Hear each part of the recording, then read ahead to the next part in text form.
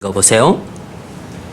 지난 시간에 우리는 신약 성경의 메시지 지켜진 약속에 관하여 살펴봤습니다.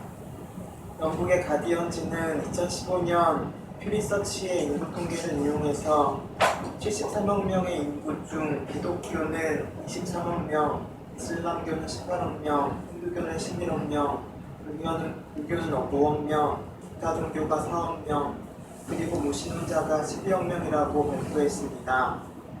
2015년부터 2060년까지 세계 인구는 35% 증가하는데 무슬림 인구는 70% 증가해서 여전한 세계 종교 인구 1위를 차지할 것이라고 예상했습니다. 40년 후 기독교 인구는 얼마나 될까요? 사복음서와 사도행전은 예수님이 그리스도시라는 진리를 중점적으로 전하고 있다고 말씀드렸습니다. 사복음서는 말로 그려진 예수님에 대한 4개의 초상화와 같습니다. 각 복음서는 모두 오직 예수님만 그리스도시라고 말하지만 각기 예수님에 대한 다른 측면을 강조하고 있습니다. 궁극적으로 사복음서는 우리에게 예수님을 더 풍성하게 이해할 수 있도록 도와줄 것입니다.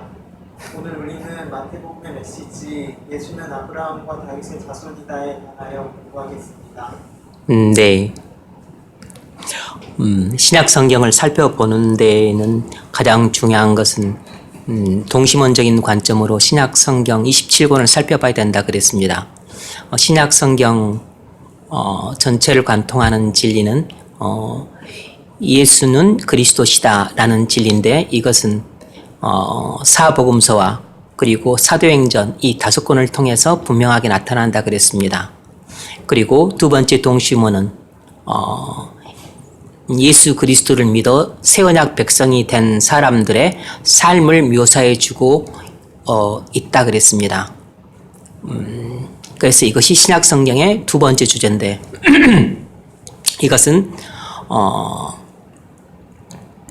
21권의 서신서들이 이 그리스도인의 삶을 잘 묘사해 주고 있다 그랬습니다. 물론 이 속에는 예수는 그리스도시다 라고 하는 진리를 전부 전제하고 있는 것입니다. 그리고 세 번째 마지막 동시문은 예수 그리스도 안에서 모든 피조물이 회복될 것이다 라고 하는 진리인데 이것은 그 서신서에서도 간헐적으로 나오지만 그러나 요한계시록을 통해서 가장 분명하게 보여진다 그랬습니다. 요한계시록 그것도 뒷부분을 통해서 모든 피조물들이 다 회복된 완성된 하나님 나라를 잘 보여주는 것이 바로 요한계시록이라 그랬습니다. 그래서 신약 성경을 바라보는 이 관점이 대단히 중요합니다. 그래서 신약 성경의 주제는 물론 구약 성경이 말해왔던 우리를 모든 죄에서 구원하실 그리스도께서 오실 것이다 라고 하는 것에 대해서 이미 그리스도께서 오셔서 그 예언을 성취하셨죠. 그래서 이 구약에 주어진 약속이 신약 그리스도를 통해서 지켜졌다. 그래서 이 신약 성경은 구약의 그리스도에 대한 약속이 지켜졌음을 우리에게 보여주기 위해서 기록된 성경입니다. 그래서 어떻게 지켜졌는가? 바로 예수의 그 인격과 사역을 통해서 그리스도이심이 분명하지 않느냐. 그래서 사복음서와 사도행전을 통해서 예수님은 그리스도라고 하는 주제를 중점적으로 증거를 하고 있어요. 그리고 그것뿐만 아니고 바로 이 예수 그리스도를 믿는 사람들은 바로 예수 그리스도의 발자취를 쫓아 이렇게 살아간다. 바로 이 사람들이 예수 그리스도를 믿어서 새 언약 백성된 하나님 사람들이고 하나님 백성들은 이렇게 살아간다. 그래서 하나님 나라가 이렇게 확장되어 가고 있다. 라고 하는 모습을 21권의 서신서를 통해서 보여주고 마지막으로 이 하나님의 모든 약속이 성취될 때 모든 피조물들이 죄와 고통에서 다 회복이 되어서 이렇게 영광스러운 하나님 나라가 도래한다. 봐라, 여기 있지 않느냐. 그러면서 성경 66권의 대미를 장식을 하게 되는 것입니다. 그 중에서도 사복음서는 동일하게 예수 그리스도라고 하는 주제를 증거하고 있지만 각기 다른 측면을 강조하고 있다 그랬습니다. 그래서 비슷한 병행 본문이어도 그 본문을 해석할 때는 이 원래 성경이 기록한 목적을 따라서 강조점을 달리 해야 된다고 그랬습니다.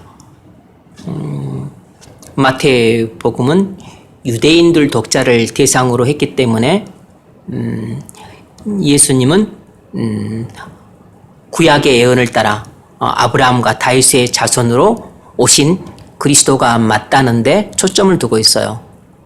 그래서 예수님은 아브라함과 다윗의 자손이시다.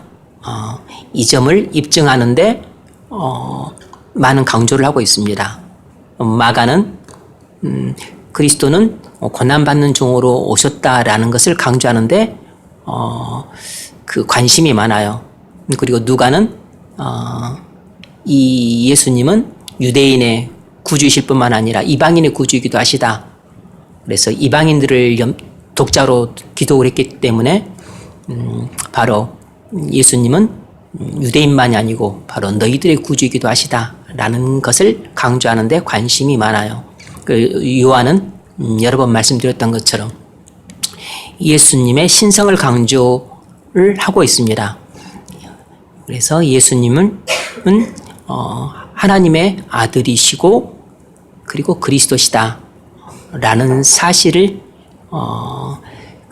입증하기 위해서 복음서를 기록을 했어요. 그래서 항상 이런 성경에 대한 기초 지식을 항상 기억을 하고 있어야 됩니다. 이런 정도의 기초 지식은 항상 습득을 하고서 그리고 성경을 읽어야 돼요. 그래야 최소한 성경을 올바른 관점으로 읽을 수 있고 그리고 올바른 방향으로 해석할 수가 있어요. 자, 첫 번째 문제 읽어보십시오. 마태복음 1장부터 28장까지 읽으십시오. 예수님은 누구입니까? 마태복음에 나오는 구약의 인물들 중 그리스도를 상징하는 대표적 인물들은 누구입니까? 네, 예수 그리스도를 상징하는 인물은 성경에 많이 등장을 해요. 예수 그리스도를 예표적으로 보여주는 인물들은. 근데 그 가운데서도 가장 중요한 세 인물, 마태복음에 나오는 세 인물들을 예를 들자면 첫 번째는 아브라함입니다. 아브라함은 그리스도를 상징하는 대표적인 인물이에요. 1장 1절 읽으세요. 아브라함과 다윗의 자손 예수 그리스도의 계보라. 아브라함이 이삭을 낳고 이삭은 야곱을 낳고 야곱은 유다와 그의 형제들을 낳고. 네, 그래서 이 계보를 쭉 쫓아서 가 보면 맨 마지막 16절을 보면 야곱은 마리아의 남편 요셉을 낳았으니 마리아에게서 그리스도라 칭하는 예수가 나시니라. 그래서 예수님이 바로 아브라함의 후손으로 오셨다는 사실을 확인할 수 있어요. 그런데 왜 예수님이 아브라함의 육체 후손으로 오셨다는 사실이 중요한가? 그것은 예수님이 그리스도께서 아브라함의 후손으로 올 것이라고 하나님께서 2000년 전에 아브라함에게 약속하셨기 때문입니다. 아브라함과의 언약에서 하나님께서는 아브라함의 후손으로 그리스도를 보내실 것을 약속을 하셨기 때문이에요. 그래서 예수님이 아브라함의 후손으로 오신 것이라는 것을 입증을 해내야만 바로 예수님이 아브라함 언약의 성취자로 오신 그리스도라는 사실을 증거할 수 있는 것이에요. 그래서 마태는 구약 성경에 익숙한 유대인들을 대상으로 기록했기 때문에 유대인들은 아브라함을 가장 신뢰하고 그리고 모세를 가장 신뢰하고 다윗을 가장 신뢰했기 때문에 특별히 아브라함과 아브라함의 자손으로 그리고 다윗의 자손으로 예수님이 오셨다는 사실을 입증하는데 주력을 하고 있는 것이에요. 그래서 창세기 12장 3절에서 하나님께서 아브라함과 언약을 맺는 장면을 나타나죠. 그때 하나님께서 아브라함을 갈대아 땅 우르에서 불러내실 때 내가 내게 지시할 땅으로 가라. 그럴 때 하나님께서 아브라함에게 하셨던 약속 중에 하나가 이것입니다. 땅의 모든 족속이 너로 인하여 복을 받으리라. 여기서는 너 아브라함이라고 지칭되어 있지만 그 속에는 너의 후손이라는 의미도 이미 내포되어 있는 것입니다. 아브라함으로 말미암아 복을 받는다는 말도 멀리는 맞죠. 광의로. 원래 계시는 처음에는 희미한데 점점 갈수록 밝아져요. 계시는 처음에는 모호한데 점점 갈수록 뚜렷해지는 것입니다. 그래서 이 창세기 12장에 나온 계시보다 구속 계시보다 창세기 22장에 나온 구속 계시가 조금 더 분명해요. 22장 18절을 보면 그 이삭 번제물 사건 후에 하나님께서 아브라함이 하셨던 말씀이에요. 내 씨로 말미암아 천한 만민이 복을 받으리니. 내용은 똑같은데 12장에서는 아브라함 너라 그랬는데 22장에서는 내 씨라고 그랬어요. 그러니까 이것이 좀 더 구속 계시가 분명해진 것입니다. 여기서 내 씨는 누구를 말하는 거겠어요? 아브라함 후손을 말하는 거죠. 다시 말하면 아브라함의 후손. 복수가 아니고 단수. 바로 예수 그리스도를 지칭하는 것입니다. 내 씨로 말미암아 천한 만민이 복을 받으리니. 뭘 말하는 거죠? 아브라함 너의 후손으로 그리스도가 와서 그 그리스도 때문에 천한 만민이 구속의 복을 받게 될 것이다 라고 약속하신 것이에요. 그래서 예수님은 결론적으로 뭐죠? 아브라함 언약을 따라서 아브라함의 후손으로 오신 그리스도이심이 분명하다는 사실입니다. 마태는 이 족보를 통해서 이 점을 함축적으로 증가하고 있는 것이에요. 그래서 이 족보는 아주 중요해요. 1장 1절부터 16절까지 나와 있는 이 예수님의 이 족보는 서론에 속하는 것이지만 마태복음 전체 메시지를 이 족보에 이미 담고 있어요. 그래서 아브라함은 예수 그리스도를 상징하는 인물이라 볼 수 있습니다. 두 번째는 모세입니다. 읽으세요.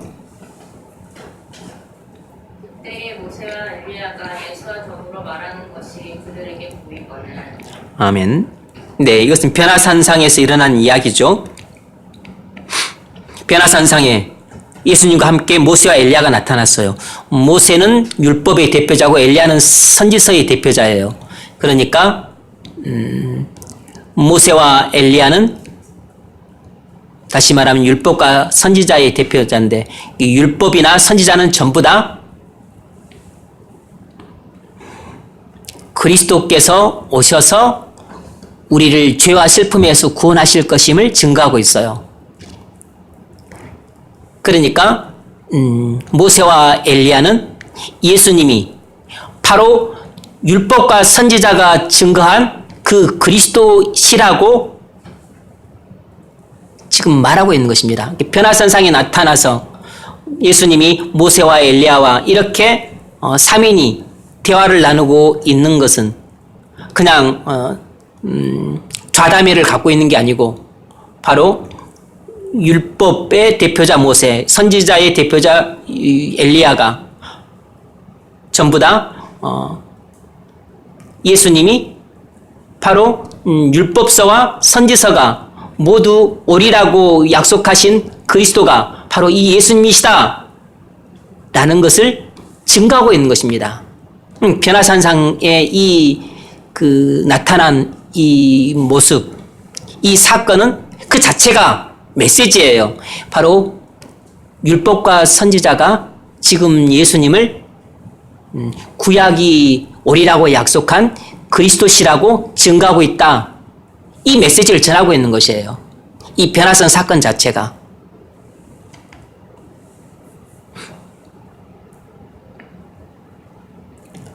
그러므로 이 변화산 사건을 통해서뿐만 아니라 마태는 복음서 전체를 통해서 그가 말하고자 하는 메시지는 하나밖에 없는 것입니다. 예수님은 그리스도시다. 이것을 유대인들에게 이해시키고 설득시키고 있는 것이에요. 그런데 이 예수님은 바로 아브라함의 그 언약을 성취시키기 위해서 아브라함 후손 오셨고, 그리고 다윗의 언약을 성취시키기 위해서 다윗의 후손으로 오신 바로 그 그리스도시다. 이렇게 증거를 하고 있는 것입니다. 예수님은 그리스도신데 아브라함 언약을 성취시킨 아브라함 후손으로 오시고, 다윗의 후손으로 오셔서 다윗의 언약을 성취시킨 바로 그 장본인이다. 이렇게 입증함으로써 예수님이 구약 성경이 약속한 그리스도이심을 증거하고 있어요. 신명기 18장 15절에서 모세가 자기와 같은 선지자, 곧 그리스도를 말하는 거죠. 그리스도가 오실 것임을 예언을 했었었죠. 자, 세 번째로 그리스도를 상징하는 대표적인 인물은 다윗입니다. 단연 다윗이에요. 다윗은 이스라엘 역사상 가장 훌륭한 왕으로서 예수님을 상징해요. 거기 분량이 많아서 제가 아마 그거 지웠을 텐데, 거기 마태복음 12장 1절로 6절 다 그거 지워졌죠? 네. 그 12장 1절은 안식일 논쟁이에요. 그 바리새인들과 예수님 사이의 안식일 논쟁입니다. 안식일에 제자들이 밀밭 사이로 걸어가다가 그 밀 이삭을 까불어서 좀 먹었더니 바리새인들이 예수님에게 제자들을 힐난을 했어요. 그러자 예수님이 제자들을 변호하면서 다윗 이야기를 꺼냈습니다.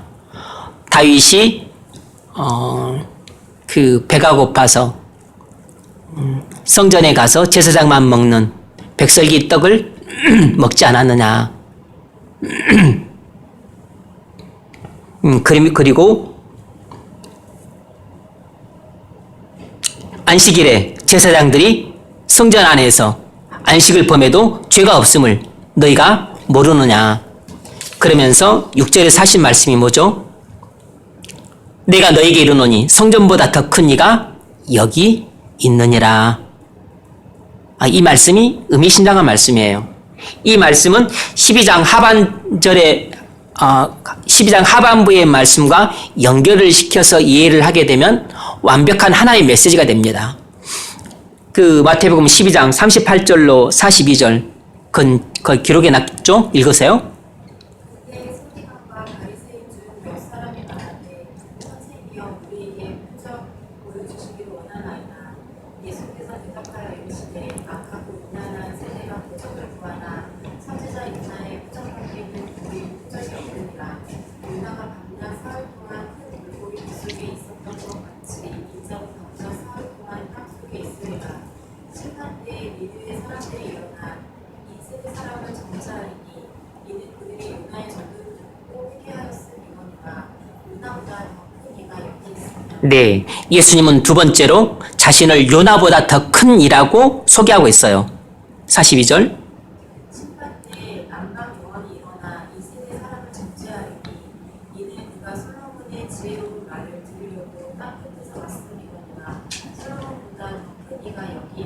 네, 세 번째로 예수님은 자기 자신을 솔로몬보다 더 큰 이라고 증가하고 있습니다.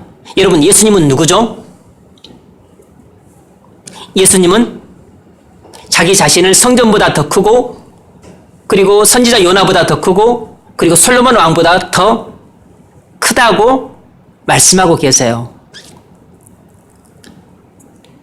예수님은 삼정직을 갖고 계신 분이라고 말씀을 들었죠. 예수님은 제사장이시고 선지자시고 왕이세요. 그러면 예수님은 지금 자기 자신을 뭐라고 소개하고 있는 겁니까? 성전보다 더 크니라 그랬습니다. 사실 이 말씀은 대단히 함축적이기 때문에 알아내기가 쉽지 않는데, 그러나 이제 우리가 전체 메시지를 알고 있으니까 충분히 이것도 우리가 도출해낼 수 있죠. 예수님은 지금 자기를 어떤 분으로 소개를 하고 있냐면, 예수님은 이제 자신은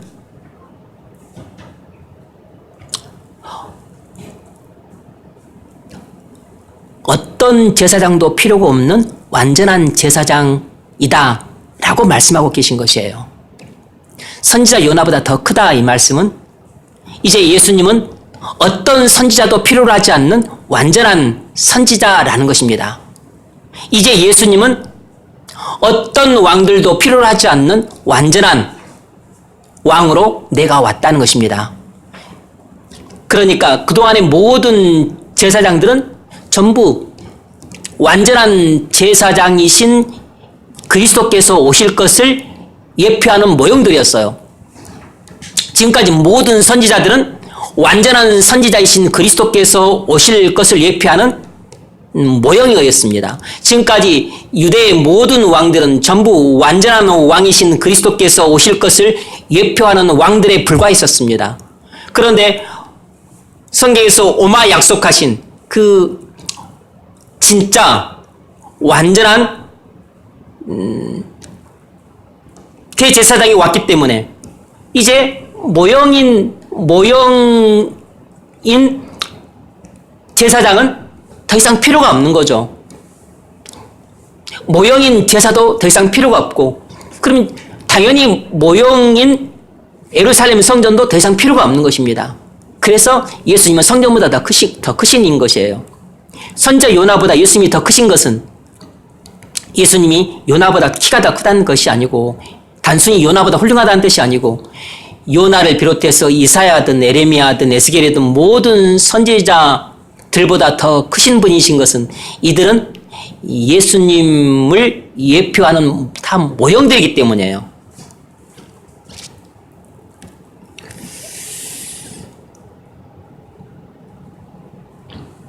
그래서 지금 예수님은 자기 자신을 완전한 대제사장이시오, 완전한 선지자시오, 완전한 왕, 더 이상 다른 그 제사장이나 선지자나 왕들을 더 이상 이제 필요로 하지 않는 완전한 왕이 왔기 때문에 이제 다른 선지자나 제사장이나 왕은 필요 없다는 것입니다. 뭘 선언한 것입니까?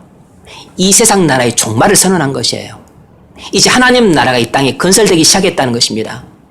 이제 완전한 선지자, 완전한 제사장, 완전한 왕이 왔기 때문에 이제 전부 내가 완전한 제사를 드릴 것이므로 성전 필요 없고, 내가 이제 가장 완전한 복음을 전하고 완전한 진리를 전할 것이기 때문에 더 이상 선지자는 필요가 없게 된 것입니다. 더 이상 예언이 필요가 없게 된 것이에요. 왜냐하면 예언은 원형이 오기 전에 예언이 필요했죠. 그런데 이미 진짜가 왔기 때문에 무슨 약속이 이제는 필요가 없는 것이에요. 진짜가 왔고, 그리고 완전한 왕이 왔기 때문에, 선지자가 왔기 때문에 그냥 예수님이 말씀하시는 것이 복음이고 말씀하시는 것이 진리인 것이에요. 그래서 이제 그리스도께서 오시리라, 기다려라. 그리고 선지자들이 보여줬던 그 종말 때 일어날 일에 대한 그 얼마 되지 않는 그 미미하고도 약소한 계시, 이런 따위는 이제 더 이상 필요가 없어요. 왜냐하면 예수님은 그분이 친히 종말을 가져오실 분이시고 하나님 나라를 완성하실 분이시고 그리고 모든 종말을 알고 계신 분이시기 때문에 그분은 이것보다 훨씬 더 이것이 촛불이라면 예수님은 그 햇빛과 같은 밝은 복음을 들려주시고 진리를 보여주실 것이기 때문에 더 이상 이런 말씀이 필요가 없는 것입니다. 자신이 하는 말을 자신도 이해를 못하는 이런 선지자들의 이런 예언을 필요가 없다고 너무나 미미하고 약소하니까 이제는 예수님이 그 종말의 주인이시고 하나님 나라의 그 왕이신 분이 오셔서 이제 자기가 보고 듣고 알고 있는 말을 친히 말씀하실 것인데 뭐하러 그 모형들이 와서 또 말할 필요가 뭐가 있겠어요. 이미 백주 대낮을 밝히는 햇빛이 비춰졌는데 촛불들 100개가 뭐가 필요하겠어요. 필요가 없는 것입니다. 이제 촛불은 다 사라져야 되는 거죠. 그래서 선지자가 필요가 없는 것이에요. 그리고 만왕의 왕이 오셔서 이제 하나님 나라를 친히 세우시고 그리고 건설하시고 그리고 확장하시고 그리고 머지않아 완성하실 것인데 그것을 예표하는 그 왕이 뭐가 필요해요? 왕이 필요가 없는 것입니다. 그 왕이 필요가 없으면 뭐도 필요가 없죠? 예루살렘도 필요가 없는 것이에요. 예루살렘도. 이제 더 이상 유대도 필요가 없는 것입니다. 그래서 유대도 망하고 성전도 무너지고 예루살렘도 황폐가 된 것이에요.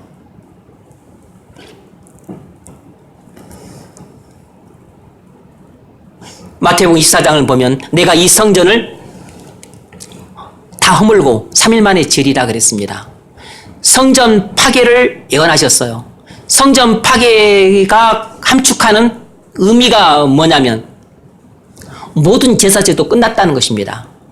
이제 지상의 예루살렘 필요 없다는 것이에요. 이제 그 용도가 폐기됐다는 것입니다. 구약시대까지만 제사제도가 필요하고 구약시대까지만 예루살렘이 필요했다는 것이에요. 성전이 파괴될 것을 AD 70년에 일어나죠. 성전 파괴될 것을 예언하신 말씀 속에는 중요한 두 가지 의미가 함축되어 있어요. 바로 제사제도가 폐지될 것을 말씀하신 겁니다. 뭐죠? 제사장 필요 없고 제물 필요 없고 성전 필요 없다는 것이에요. 그러면 이것만 필요가 없는가? 아니죠. 선지자도 필요가 없는 것이에요.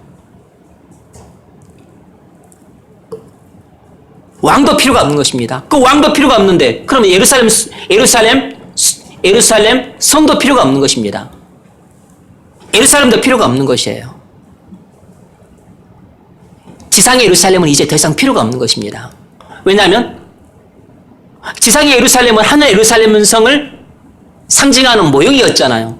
그런데 이제는 하나님 나라를 친히 건설하시고 확장하시고 그 완성하실 하늘의 왕이자 만왕의 왕이신 진짜 왕이고 완전한 왕이 오셨기 때문에 이제 예루살렘 성이 존재하는 그 헤롯 왕, 더더구나 이 악한 왕, 이런 왕들이 뭐가 필요하겠어요?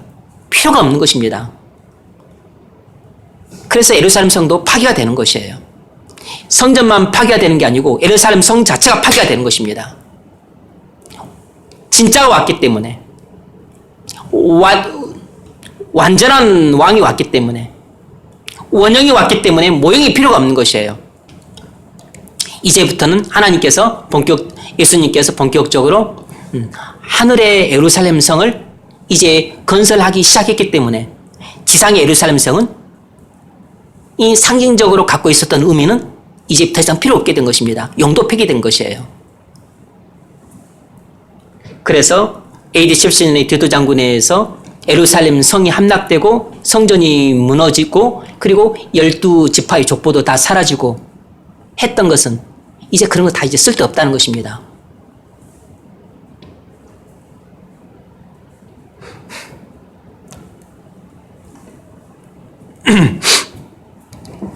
자, 마태복음 22장 읽으세요. 41절로 46절 제가 적어놨죠?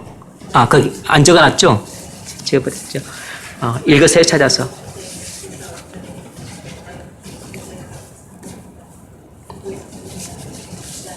알고 있었습니다. 이르시되 그에게 다윗의 생명의 그에게 어찌 그리스도를 투자시나이까. 주께서 내시되 이르시되 내가 내 원수를 내 아래에 두게 할 때 그에 앉아있으라 라고 했다. 다윗이 그리스도를 투자시나였으면서 어찌 그의 스승에게 내려 하시니 그 말로 대답할 자가 없고 불납득하는 그의 무릇하라. 아멘. 예수님이 바리새인들에게 물었습니다. 너희는 그리스도를 누구의 자손이라고 생각하느냐? 그러자 바리새인들이 다윗의 자손입니다 라고 성경에 나와 있는 대로 대답을 했어요. 그런데 예수님이 반문을 했습니다. 다윗이 성령에 감동해서 그리스도를 주라고 말했는데 44절은 시편 110편 1절을 인용한 것이에요. 시편에서는 하나님께서라고 되어 있습니다. 하나님께서 내 주께 이르시되, 그러니까 하나님 아버지가 아들 하나님이신 그리스도께 말씀을 하신 거죠. 내가 내 원수를 네 발 아래에 둘 때까지 내 우편에 앉아 있으라 하셨도다 하였느냐. 하나님 아버지께서 아들 하나님께 말씀하신 것이에요. 다윗이 그리스도를 주라 칭하였는데 어찌 그의 자손이 되겠느냐. 자손이 되죠.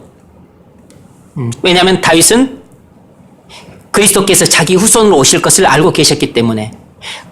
그리스도께서 자기 후손으로 오실지라도 그리스도는 자기보다 훨씬 크신 분이라는 사실을 알고 있었어요. 그래서 자기 후손으로 오실 그리스도를 주라고 부른 것입니다. 성령의 감동으로. 그런데 이 모든 사실들을 바리새인들은 충분히 이해하고 있지 못했기 때문에 예수님의 이런 반문에 대해서 대답을 못했어요.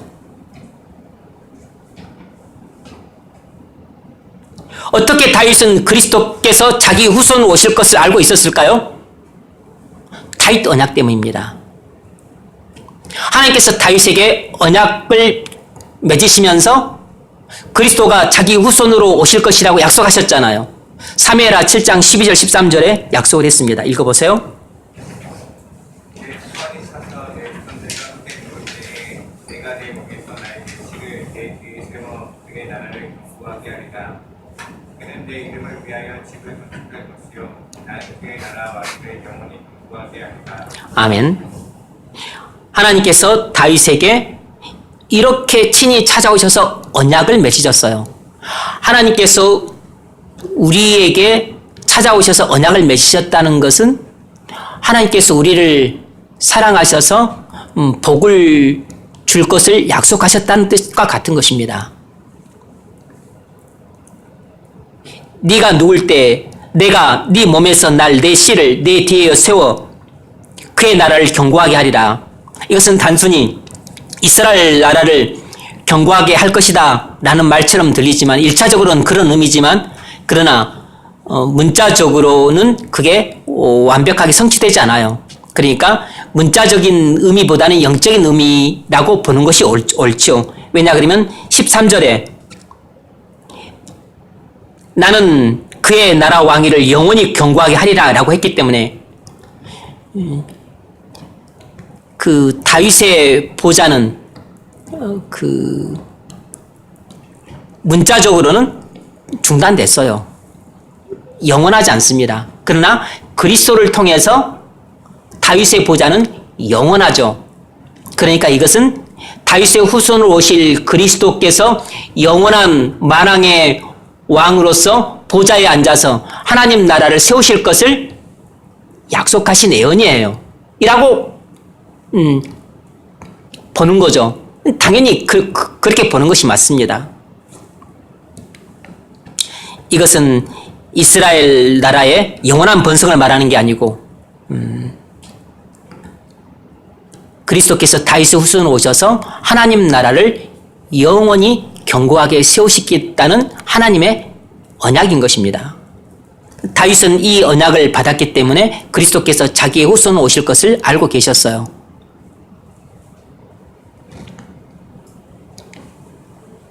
그래서 유대인들은 그리스도가 다윗의 후손으로 오실 것을 거의 대부분 다 알고 있었습니다. 그래서 예수님이 치유의 이적을 행할 때마다 사람들은 예수님을 다윗의 자손이 아닌가 항상 기대를 했습니다. 그리고 심지어는 다윗의 자손으로 몇몇 사람들은 직접 대놓고 불렀어요. 그러니까 당시 유대인들은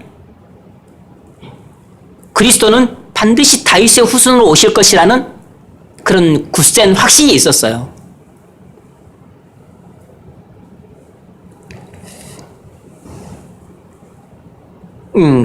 그 밑에 마태복음 9장 27절 읽어보세요. 예수께서 거기에서 떠나가실 때 두 맹인이 따라오며 소리질러 이르되 다윗의 자손이여 다윗의 자손이여 이를 불쌍히 여기소서 하더니 예수께서 집에 들어가시매 맹인들이 그에게 나아오거늘 예수께서 이르시되 내가 능히 이 일을 할 줄 믿는다 대답하되 주여 그러하오이다 하니 이에 예수께서 그들의 눈을 만지시며 이르시되 너희 믿음대로 되라 하시니 그 눈이 밝아진지라. 아멘. 두 소경이 예수님을 가리켜 다윗의 자손이여 이렇게 불렀다는 사실 자체가 그들의 중심에 있는 믿음을 확실하게 보여주는 증거예요. 다윗의 자손이여 이렇게 불렀다는 사실은 예수 그리스도시여 이렇게 부른 것입니다. 온 세상을 구원하러 오신 그리스도시여 이렇게 부르신 것이에요. 구약 성경에 약속하신 그리스도, 다윗의 언약에서 후손으로 오마 약속하신 그리스도시여 이미 이렇게 불렀다는 사실 자체가 예수님에 대한 그들의 믿음을 보여주는 확실한 증거입니다. 우리를 불쌍히 여기소서. 그랬더니 예수님이 소경에게 말을 했습니다. 내가 능히 이 일을 할 줄 믿느냐? 대답하되 주여 그러하오이다. 그러자 예수님이 그들의 눈을 만지시고 너희 믿음대로 되라 이렇게 말씀하셨어요. 그랬더니 어찌 됐죠? 그들의 믿음대로 됐어요. 그 눈이 밝아졌습니다. 여러분이 예수님을 부를 때 예수님 그렇게 단순히 부를지라도 그 속에 예수님이 다윗의 자손으로 오신 그리스도시여 그런 분명한 믿음을 갖고 예수님을 그렇게 부르면 그 말씀 하나만으로도 호칭 하나만으로도 여러분은 충분히 구원을 받습니다. 이 다윗 언약을 보면서 예수님이 다윗 언약에 약속된 대로 다윗의 후손으로 오셨구나 라는 사실을 깨닫고 예수님은 다윗의 자손으로 오신 그리스도시구나 이렇게 여러분들이 그리스도를 부를 때 그 호칭 하나만으로도 여러분은 충분히 구원을 받습니다. 그 하나만으로도 여러분의 그 기도는 믿음대로 응답을 받아요. 그래서 구원받는 것이 그렇게 복잡하지 않습니다. 기도 응답 받는 것이 그렇게 무슨 어려운 일이 아니에요. 기도를 무슨 막 30일을 해야 되고 죽기 살기로 막 또 하루에 12시간씩 해야만 그렇게 힘을 빼고 진을 빼고 고함을 지르고 몸부림을 쳐야만 겨우 어떻게 내 기도 제목 하나 응답을 받고 또 기도 제목 하나 응답받기 위해서 내가 또 1년 12달을 또 진을 빼야만 응답받는 꼭 그런 게 아닙니다. 그냥 우리의 믿음대로 되는 것이에요.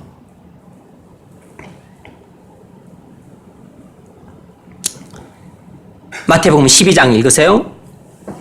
그때 귀신 들려 눈 멀고 말 못하는 사람을 데리고 왔거늘 예수께서 고쳐주심에 그 말 못하는 사람이 말하며 그게 듣지라 우리가 다 놀라 이르되 이는 다윗의 자손이 아니냐 하니. 아멘. 그때 귀신 들려 눈물고 말 못하는 사람을 예수님이 고쳐주셨어요. 그래서 그가 보고 말하고 듣게 되었습니다. 그때 사람들이 뭐라고 불렀냐면 이는 다윗의 자손이 아니냐. 뭘 말하는 거죠? 이런 치유의 이적을 일으킬 분은 다윗의 자손으로 오리라고 약속된 그리스도밖에 없다는 것입니다. 그리스도께서 오시는 날이 세상 종말이 임하는 날이고, 그리고 그날은 위대한 날이에요. 그날은 복된 날입니다. 그래서 다윗의 자손으로 오실 그리스도께서 오실 그 위대한 날을 이스라엘 백성들은 손꼽아 기다려왔던 것입니다. 그래서 다윗의 자손이 오시기만을 이스라엘 백성들은 학수고대하고 있었어요. 그래서 이런 엄청난 치유의 이적이 일어날 때마다 이는 다윗의 자손이 아닌가? 다윗의 자손이 오시기를 마음속에 간절히 고대하고 있었던 겁니다.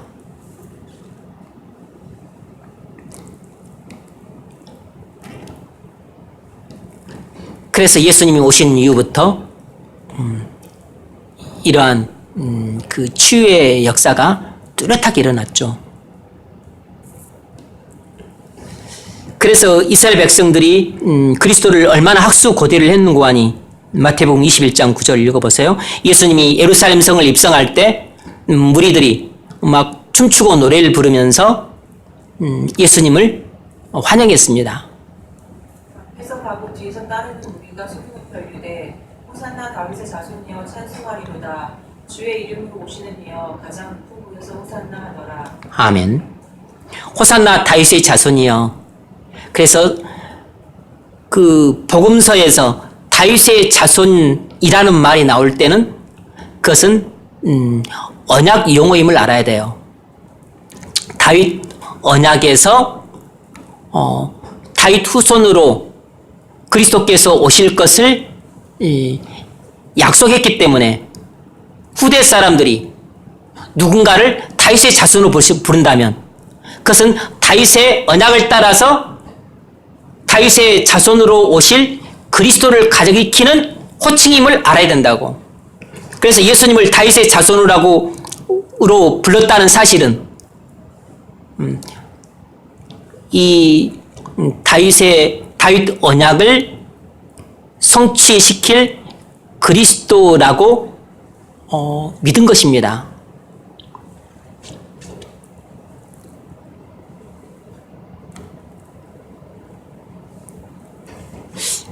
물론 예수님이 예루살렘 성에 입성하실 때 호산나 다윗의 자손이여 찬송하리로다 이렇게 호들갑을 떨었던 유대인들 거의 대부분이 예수님이 자신들의 기대를 저버렸을 때 다 원수가 되어서 예수님을 등을 돌리고 대적을 했죠.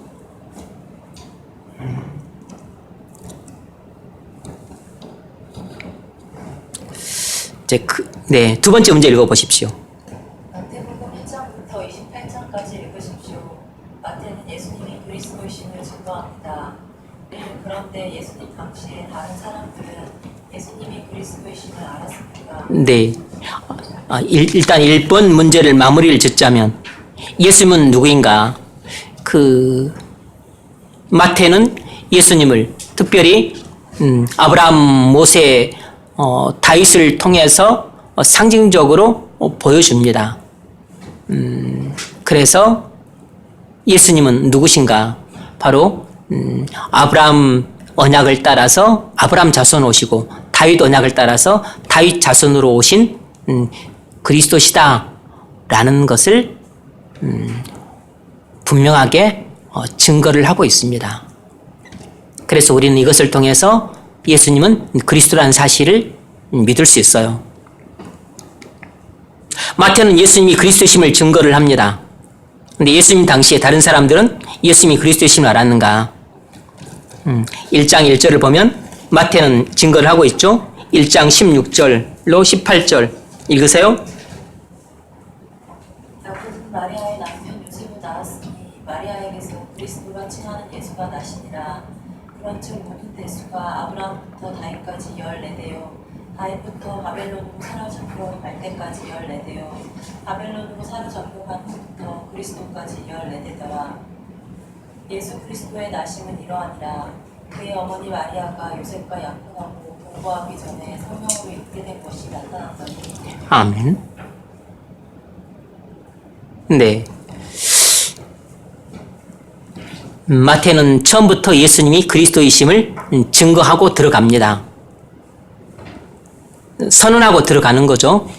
예수님이 그리스도이심을 처음부터 선언하고 들어가요. 그리고 나서 이제 증거를 하고 있습니다. 자, 그러면 첫 번째로 여러분 세례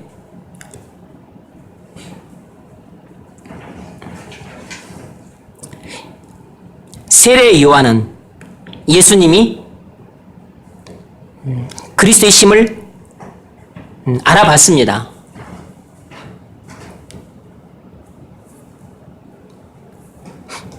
마태복음 3장에서 예수님이 세례 요한에게 나와 세례를 받고자 할 때 세례 요한이 정중하게 사양을 하죠. 내가 당신에게 세례를 받아야 되는데 당신이 내게로 나옵니까? 그러니까 말씀을 이루기 위해서 화하라 이렇게 예수님이 말씀을 하세요. 그러니까 세례 요한은 예수님이 그리스도의 심을 단번에 알아봤습니다. 그리고 요한복음에서도 예수님을 보면서 세상 죄를 지고 하는 하나님의 어린 양이로다 이렇게 말씀하신 것을 통해서도 예수님이 그리스도의 심을 단번에 알아본 사람이에요. 그런데 그가 감옥에 들어갔었을 때 제자들이 했던 말을 보면 또 희미해져 있음을 알 수 있어요. 그것은 학자들이 이렇게 설명을 해요. 세례 요한은 아직 예수 그리스도의 인격과 사역에 대해서 충분히 이해하지 못한 상태에 있었다. 그리스도의 인격과 사역에 대해서 절반밖에 이해를 못하고 있었다. 그래서 제일 처음에는 예수님이 그리스도시라고 분명히 믿었는데 나중에 예수님이 하시는 설교하시는 것이나 또 하시는 사역들이나 여러 가지를 볼 때 그가 생각하고 있던 것들과는 좀 많이 다르다고 여겼던 것 같아요. 어쨌든 예수님의 인격과 사역을 세례 요한은 충분히 그것을 이해를 못했습니다. 그래서 감옥에 투옥되어 있었을 때 거기 적어놨죠?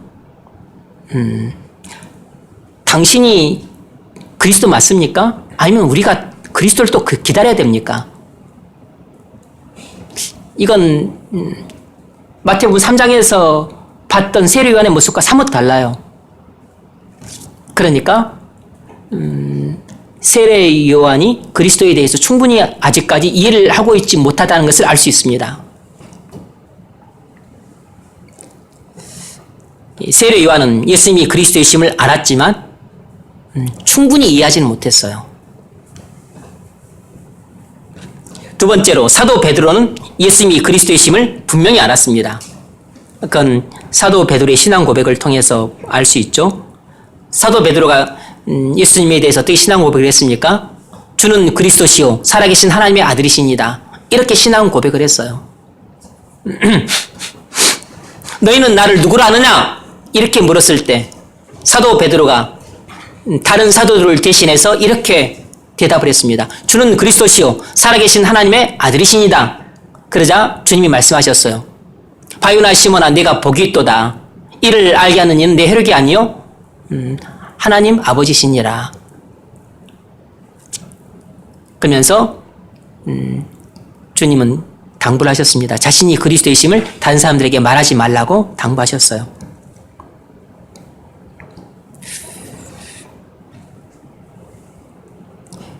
우리는 이 사실을 통해서 뭘 알 수 있죠?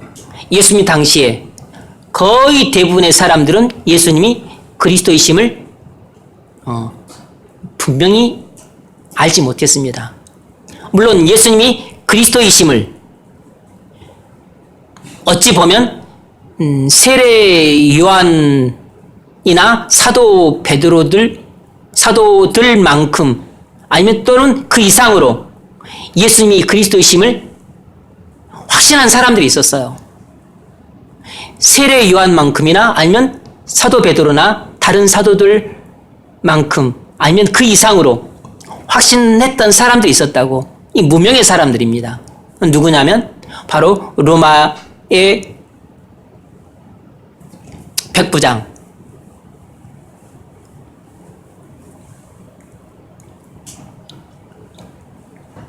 로마의 백부장이 자기 종 좀 치유해달라고 했을 때 예수님이 집으로 가자 했더니 아닙니다. 말만 해도 됩니다. 그걸 보고서 예수님이 백부장의 믿음을 칭찬해요. 내가 세상에서 이만한 믿음을 본 적이 없다.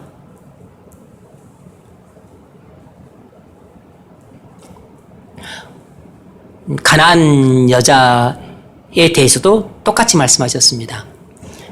그가 떡 좀 달라, 좀 딸을 고쳐달라고 하자 개취급을 했습니다. 그러자 개도 주인의 상에서 떨어지는 부서기를 먹습니다. 라고 포기하지 않고 간청하자 예수님이 여인의 간청을 들어줍니다.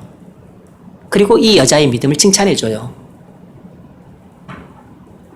내 믿음대로 될지어다 하면서 크게 칭찬해줍니다. 이 여인은 이방 여인이에요. 예수님은 유대를 구원하러 오셨습니다. 사마리아도 아니고 이방은 더더욱이나 아니고 예수님은 유대를 구원하러 오셨어요. 사마리아도 구원하러 오지 않았습니다. 이방은 더더욱이나 예수님은 구원하러 오지 않았습니다. 예수님의 사역은 유대에 원래 국한돼 있었어요.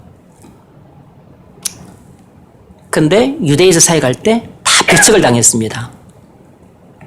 근데 이방에 갔었을 때 이방 여인이 이렇게 예수를 구주이심을 확신하고서 개라고 모멸감을 주었지만 그냥 욕하고 가지 않고 끝까지 예수님을 붙잡았던 것은 예수님이 그리스도이심을 확신하지 않으면 이렇게 붙잡을 수가 없어요.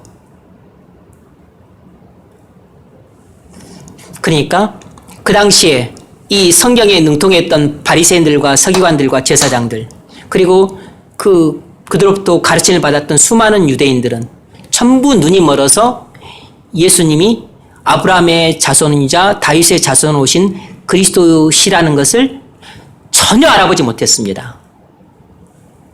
그런데 이 흑암과 사망의 땅에 거했던 이 이방 여인은 예수님이 그리스도시라는 절대적인 확신을 갖고 있었어요. 그래서 구원을 받은 것입니다. 로마 사람도 백부장도 이방인이죠.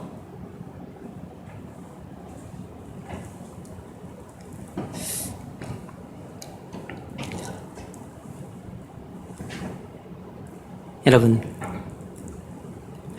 그렇게 구약 성경에 대해서 많이 듣고 배우고 그리고 예수님으로부터 직접 복음 설교도 듣고 가르침도 받고 이적도 행하고 그리고 치유도 하고 귀신도 쫓아내고 또 이적도 행하고 하는 것을 봤지만 다 예수님이 그리스도이심을 불신하고 배척했어요.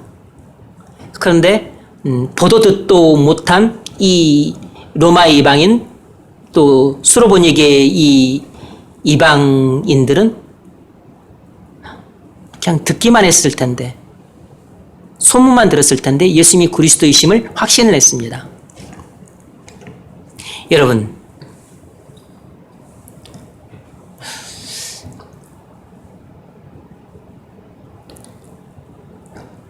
복음이 분명하게 선포가 되고 진리가 가르쳐지는 교회라고 그래서 여러분이 혹 우리 교회가 많이 그런 교회인지 아닌지 모르겠지만 그런 교회에 있다 그래서 반드시 그 사람들이 다 예수가 그리스도이심을 믿고 구원받고 그리고 예수가 그리스도이심을 절대적으로 확신해서 그렇게 큰 믿음의 사람이 되는 것이 절대로 아니라는 사실을 아셔야 됩니다.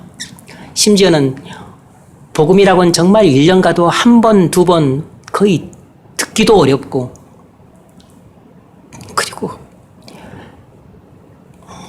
정말 이 이런 교회를 다니는 교인들이 너무 불쌍하고 안 됐다 싶은 그런 교회를 다녔어도 여러분보다 훨씬 훌륭한 믿음을 가진 사람들이 아주 드물지만 그래도 교회들마다 없는 게 아니에요. 일부 아주 국소수지만 꼭 몇 사람씩 있습니다. 여러분들이 복음을 듣고 진리를 배운다 그래서 여러분들이 마음밭이 아주 좋고 뭐 엄청나게 신실하고 그래서 어디 가서 둘도 없을 정도로 막 금과 같은 정금 같은 믿음을 가진 사람이고 다이아몬드 같은 믿음을 가진 그런 사람이지 않을까라는 그런 자가당착에 빠져 있을 수가 있는데 전혀 안 그래요. 복음 한 번 제대로 못 들었지만 소문만 들었어도 예수님이 그리스도이심을 마음속에 절대적으로 확신하는 이런 백부장이 있고 멀리서 소문만 한두 번 들었을 법한 수로보의 여인 같은 사람들이 이렇게 예수에 대한 확고한 믿음을 갖고 있을 수 있는 것입니다. 여러분이 아직도 그렇게 예수 그리스도에 대한 믿음이 확실하지 못하고 뚜렷하지 못하고 그렇게 어정쩡하다면 뭔가 심각한 문제가 있는 것이에요. 여러분의 귀가 막혀도 보통 막힌 게 아닌 것입니다. 여러분의 마음이 강팍해도 보통 강팍한 것이 아닌 것이에요. 그래서 여러분의 귀가 얼마나 막혔는지 얼마나 영적인 심각한 귀머거리인지 그런 것을 여러분이 성령의 조명으로 깨달아야 돼요. 얼마나 눈이 어두운지 이 바리새인들, 서기관들, 유대인들은 눈이 너무너무 멀었기 때문에 그들은 구약 성경조차 갖고 있었기 때문에 제대로만 보았어도 그들은 예수님이 그리스도이심을 믿지 않을 수 없었을 겁니다. 눈이 멀어 있었기 때문에 봐도 깨달을 수 없었어요. 여러분들이 눈이 얼마나 멀어 있는지를 알아야 됩니다. 그렇게 성경을 읽고 그렇게 설교를 들어도 진리를 볼 수 없는 그 어두운 눈 그리고 복음을 믿을 수 없는 여러분들의 그 영적인 귀머거리 상태 그것이 아주 심각한 상태인 것이에요.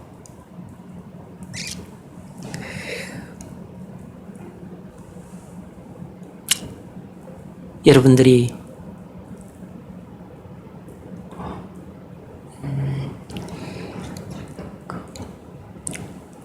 우리 교회가 만일 복음이 전해진 교회라면 복음이 전해진다는 사실 자체가 여러분에게 절대로 그 자체로 구원의 충분 조건이 되지 않습니다. 여러분은 복음을 100번, 1000번을 들었지만 그냥 믿지 않은 상태로 그대로 지옥에 갈 수 있어요. 유대인들이 하나님 나라가 임하는 것을 보고 듣고 경험을 했지만 그들은 예수 그리스도를 믿지 않고 다 지옥에 갔습니다. 여러분들이 지금 얼마나 심각하게 눈이 멀어 있는 소경인지를 깨닫지 못하면 눈물이 안 나와요. 여러분들 기도할 때 눈물 안 나오죠? 눈물은커녕 목소리도 안 나오죠. 그러니까 아무것도 깨닫고 있지 못하다는 뜻입니다. 여러분들이 복음을 그렇게 듣지만 하나도 제대로 된 믿음도 갖고 있지 않고 하나도 자기 죄를 회개하지도 못하고 있죠. 애통함으로 회개하기는커녕 입으로 말도 안 해. 그러니까 완전히 이것은 귀가 막힌 귀머거리고 혀가 완전히 말려있는 벙어리예요. 아무런 말도 못하고 아무것도 듣지 못하고 아무것도 보지 못하는 그런 상태라고. 이런 상태에서는 예수님이 나의 구주시라는 것을 예수님이 나의 구주로 필요하다 이런 사실 자체를 분명히 인식을 못하고 있는 겁니다.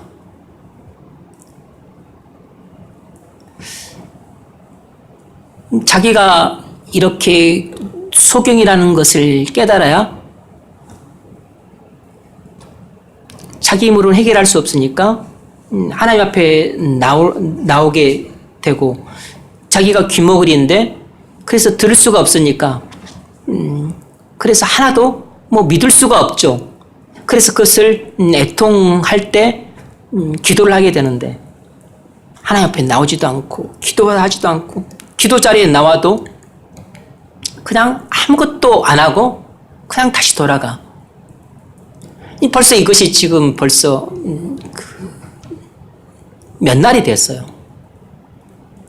심각한 문제인 겁니다. 언제까지 이런 식으로 신앙생활 할 거예요? 그때가 유대인들한테는 AD 70년까지였습니다. AD 70년까지 회개할 기회가 주어졌어요. 그러니까 예수님 사후 한 40년 주어졌던 겁니다. 그래 못했던 자들은 이제 심판받고 세계 각지로 다 불뿌려 떠졌어요.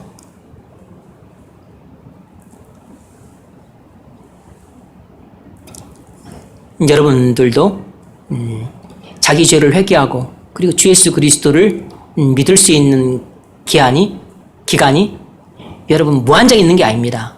딱 제한적으로 있어요.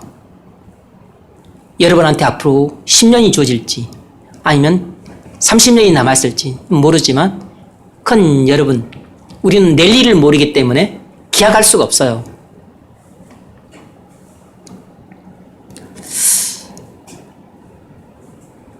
여러분들은 언제든지 오면 말씀을 들을 수 있으니까 그냥 느긋한 자세로 대부분 오겠지만 절대 안 그렇습니다.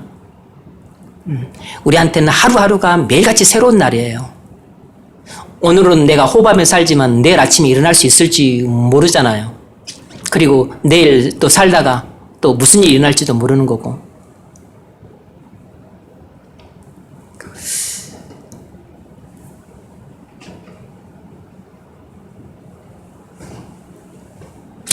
두 번째 문제 읽으십시오.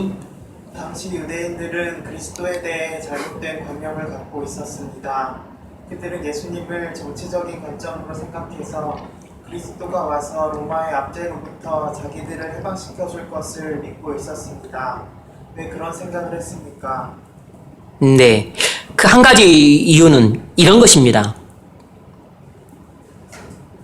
이사야서 9장의 약속과 이사야서 53장의 약속을 연결시키지 못했기 때문이에요. 이사야서 9장에서는 그리스도가 왕으로 오실 것을 예언하고 있습니다.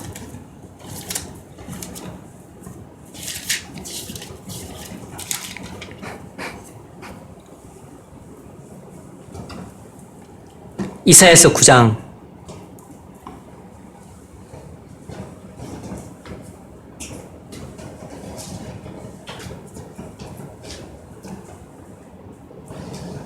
6절, 7절.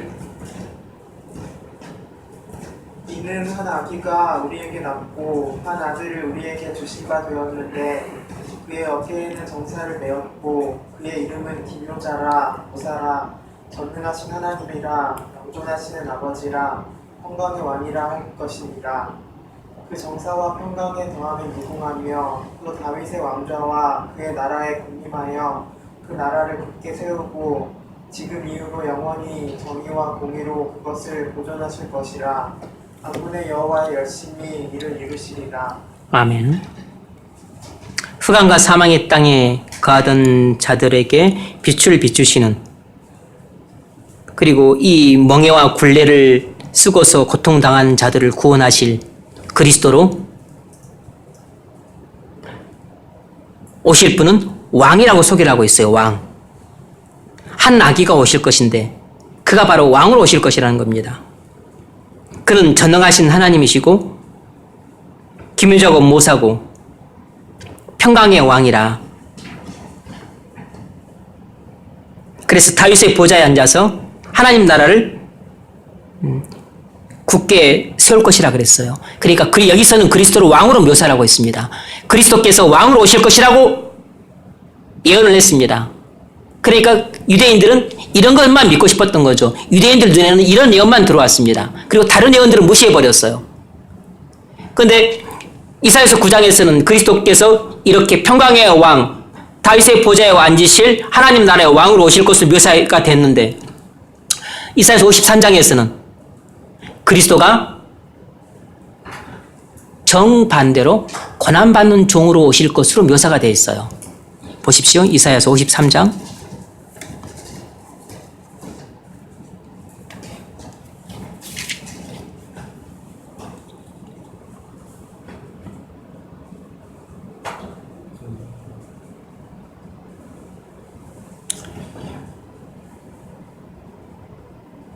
3절 읽으세요. 그는 멸시를 받아 사람들에게 버림받았으며 간고를 많이 겪었으며 질고를 아는 자라.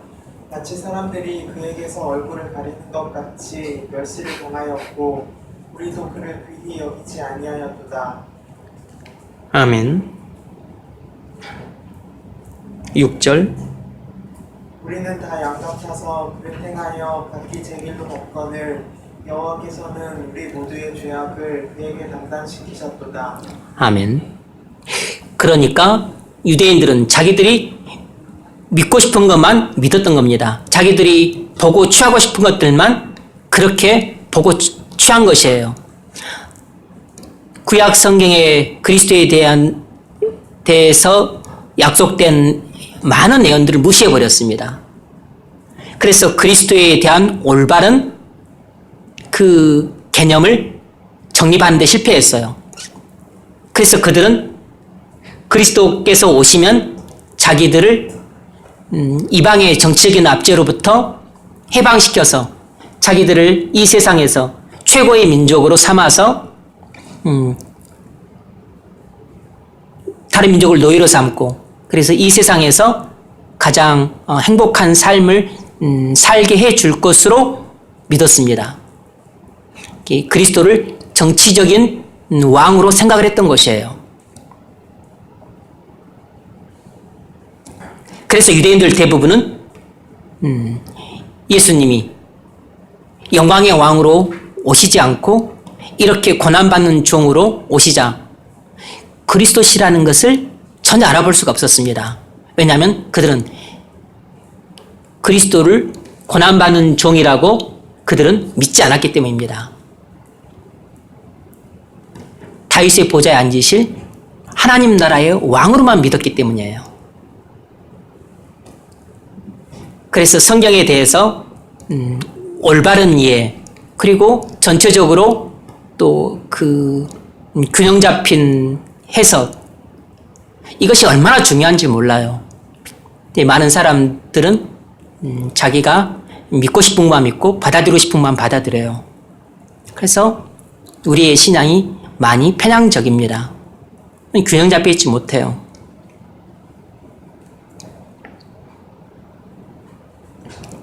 자, 적용 좀 읽으십시오. 여러분이 마태복음을 읽으면서 놓쳤거나 하는데 핵심 메시지는 무엇입니까? 그래서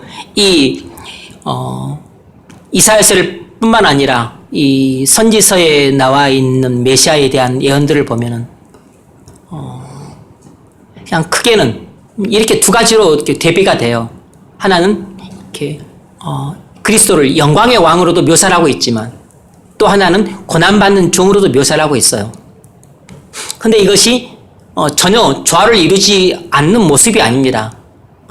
그리스도는 영광의 왕이기도 하시고 고난받는 종이기도 하세요. 구약에서 종말은 한 시점으로 묘사되어 있기 때문에 어떨 때는 영광의 왕으로 어떨 때는 고난받는 종으로 묘사를 해요. 그런데 그리스도는 초림하실 때는 고난받는 종으로 오셨어요. 그리고 재림하실 때는 영광으로 왕으로 오세요. 그러니까 선지서가 영광의 왕으로 묘사할 때는 재림 때의 모습인 것이고 고난받는 종으로 묘사하고 있을 때는 초림 때의 모습인 것이에요. 그런데 구약 성경 그 자체만 놓고 볼 때는 이것이 초림인지 재림인지 잘 모르죠. 이랬다 저랬다 무슨 뭘 말하는 거지? 왕과 종을 이렇게 조화시키기가 어려웠을 수 있죠. 그래서 유대인들은 그 점을 충분히 이해를 못했기 때문에 종을 버리고 왕만 선택한 것입니다. 그런데 그리스도는 종이자 왕으로 오신 것입니다. 초림 때는 고난받는 종으로 오셔서 십자가에서 우리 죄를 대속하셨고, 재림 때는 영광으로 오셔서 모든 원수들을 정복하셔서 하나님 나라를 완성하시는 것입니다. 그래서 성경에 대한 올바른 신학과 관점이 아주 중요한 것이에요. 여러분한테는 올바른 신학과 관점이 아무리 중요하다 그래도 별로 이렇게 시덥지 않게 들리기 십상입니다. 근데 교회가 한번 분란에 휩싸여 봐야 여러분이 정신을 차려요. 교회가 분란에 휩싸이는 것이 대부분 아주 많은 경우, 그건 여러분 신학적인 문제 때문에 그래요.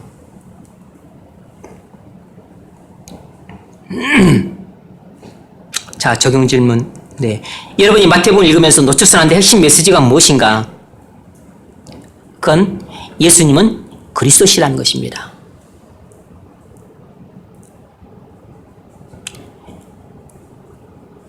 예수님은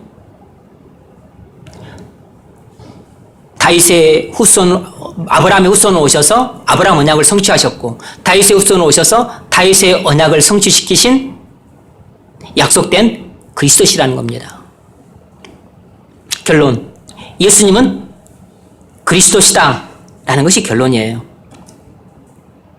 예수님은 우리 죄를 위한 대속물로 오신 분이세요. 우리 죄를 대속하기 위해서 오신 분이십니다.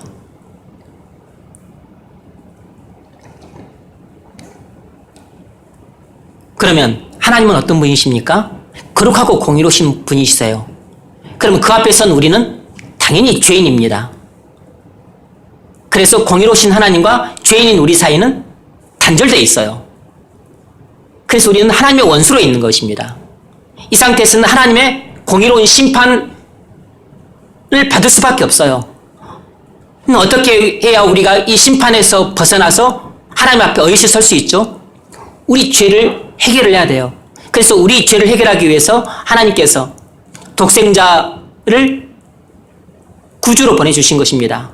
그래서 그 독생자가 우리의 모든 죄를 십자가에서 지고 하나님의 진노의 심판을 받아서 우리의 죄값을 갚아주셨어요. 그래서 우리의 모든 죄가 십자가에서 다 없어졌습니다. 그래서 그것을 믿음으로 우리는 우리의 모든 죄를 사함받고, 그리고 그리스도께서 갖고 계신 하나님의 의를 덧입게 돼요. 그래서 우리는 모든 죄가 없어졌고, 그리고 하나님의 의를 덧입어서 하나님께서 우리를 보실 때 의롭다 부르시는 것입니다. 그래서 원래는 죄인이고 원수지만 하나님의 의를 덧입었기 때문에 하나님께서는 우리를 보시고 자녀를 삼으시는 것입니다. 그래서 하나님과 우리 사이가 화목하게 될 수 있는 것이에요. 그래서 우리는 예수 그리스도를 믿음으로 죄사함 받고 의롭다함 받아서 하나님과 화목하게 된 것입니다. 그래서 우리는 예수가 그리스도이신 믿음으로 하나님 나라에 들어갔어요. 하나님 나라 백성이 된 것입니다. 이것이 바로 아브라함 언약이에요.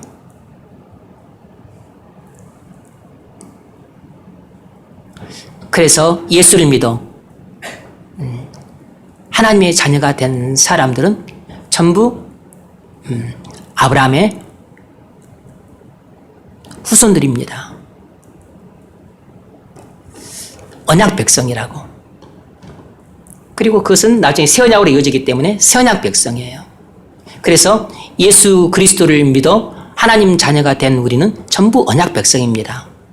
그래서 우리는 언약에 약속된 모든 복을 받아 누릴 수 있는 것이에요. 하나님이 아브라함에게 내 자손에게 가나안 땅을 주겠다 약속하신 것은 모형입니다.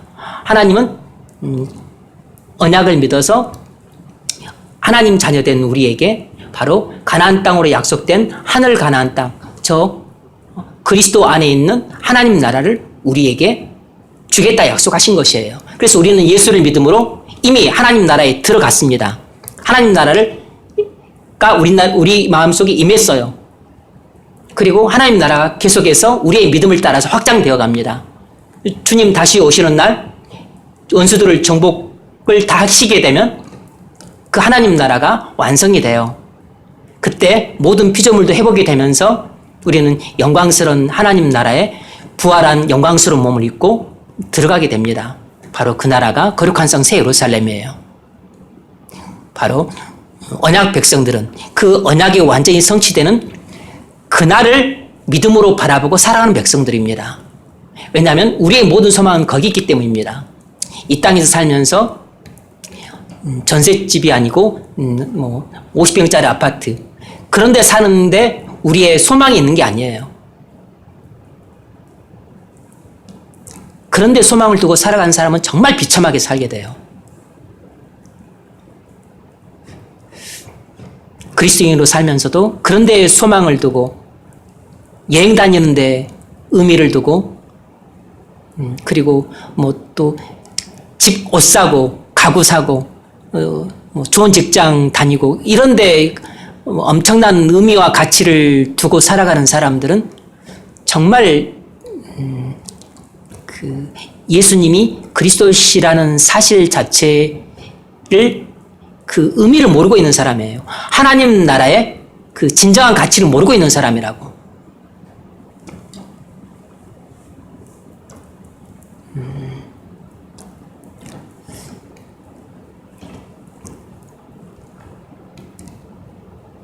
이런 데 소망을 두게 되면 반드시 낙심하게 됩니다.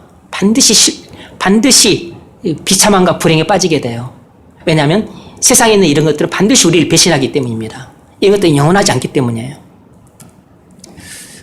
우리가 모든 소망을 그날에 두고 그리고 그날을 항상 바라보고 살아가는 것을 놓치지 않을 때 우리가 이 땅을 가장 올바르게 살 수 있습니다. 그런데 우리는 항상 거기를 쳐다보다가 이 땅을 쳐다보면 이 땅에 눈이 박혀가지고 여기를 쳐다보는 것도 잊어먹어요. 그래서 우리가 매일같이 말씀을 듣는 것입니다.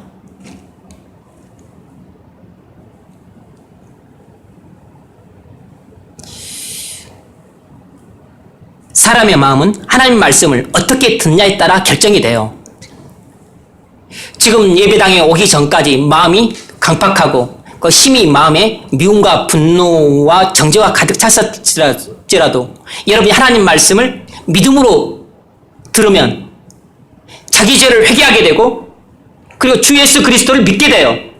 그렇게 되면 여러분이 돌것처럼 굳은 마음으로 왔다가도 살처럼 부드러운 마음으로 변화되어서 돌아가게 돼요. 그렇게 되면 여러분이 절망 가운데 왔더라도 반드시 돌아갈 때는 소망을 품고 돌아가게 됩니다. 우리의 마음은 하나님 말씀을 어떻게 받냐에 따라서 순식간에 달라져요. 그 일을 성령께서 해내시기 때문입니다. 성령께서는 우리 마음을 부드러운 마음을 돌처럼 굳게 하시고 돌처럼 굳은 마음을 살처럼 부드럽게 하세요. 그건 성령이 전적인 주권아래 있는 것입니다. 날마다 매주마다 말씀을 들으는데 항상 멍청하게 듣고 멍청 돌아가면 항상 그 상태인 것입니다. 항상 그냥 몽롱하게 들으면 10년을 가도 몽롱하고 100년이 가도 하층이 안 되는 것입니다. 황하강이 100년이 가도 맑아지지 않는 것처럼 100년 하층이 되는 것이에요. 한 번을 듣더라도 제대로 들어야 돼요. 한 번을 기도를 하더라도 제대로 기도를 해야 된다고. 한 번을 성경을 읽더라도 제대로 읽어야 돼요. 우리는 하나님 말씀을 어떻게 듣냐에 따라서 우리의 마음이 박토가 되기도 하고 옥토가 되기도 하는 것이에요. 건강한 땅이 되기도 하고 물된 동산이 되기도 하는 것입니다. 무슨 기도를 12시간씩 해야만 꼭 뭐가 바뀌는 게 아닙니다. 여러분은 병든 자입니까? 내가 병든지 안 병든지도 그것도 잘 느끼지 못하면 여러분들은 예수를 절대 안 찾아요. 여러분들은 자기가 죄인임을 분명히 느낍니까? 자기가 죄인임을 분명히 깨달아야만, 그래야지만 목을 메고 예수를 찾게 돼요. 병든 자라야 의원이 쓸데있나니 건강한 자에게는 쓸데없다 그랬습니다. 나는 죄인을 부르러 왔지 의인을 부르러 오지 않았다 그랬습니다. 나는 의인을 부르러 온 것이 아니고 죄인을 부르러 왔다 그랬어요. 자기가 죄인이라는 사실을 분명히 깨닫지 못하면 예수가 그리스도라고 하는 말이 당신한테 무슨 소용이 있겠어요? 내 영혼이 너무나도 심각한 병이 걸렸다는 것을 깨달은 사람한테만 예수님이 내 영혼의 치료라는 사실이 위로가 되는 것입니다. 자기가 어찌 해볼 수 없는 비참하고 딱하고 불행한 죄라는 사실을 절절히 깨달은 사람한테만 예수님이 나의 모든 죄를 지고 십자가에서 피 흘려 죽으셨다는 사실이 기쁜 소식으로 들려오는 것이에요. 먼저 여러분이 예수를 그리스도로 믿고 그래서 놀랍게 여러분의 심령이 새로워지기를 바란다. 먼저 여러분이 병든 자라는 사실을 확실히 깨달아야 되고 여러분이 죄라는 사실을 분명히 알아야 됩니다. 그래서 예수 그리스도를 믿음으로 자기 죄를 회개하고 그리고 믿음으로 순종하는 삶을 살아감으로 하나님 나라가 여러분 안에 왕성하게 임하기를 주의 이름으로 축원합니다.